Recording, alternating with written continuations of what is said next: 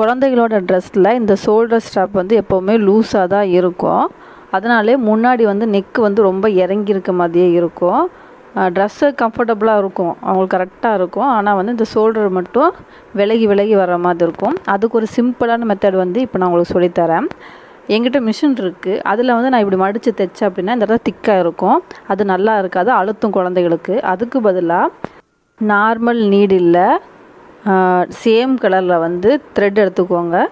அதை வந்து இந்த மாதிரி ஸ்ட்ராப்போட ஒரு சைடு ஃபுல்லாக கவர் ஆகிற மாதிரி அப்படியே ஆப்போசிட்டாக தைச்சிட்டு வரணும். ஒரு லீஃப் டிசைன் மாதிரி இருக்கும் இப்படி நம்ம தைச்சிட்டு வரும்போது.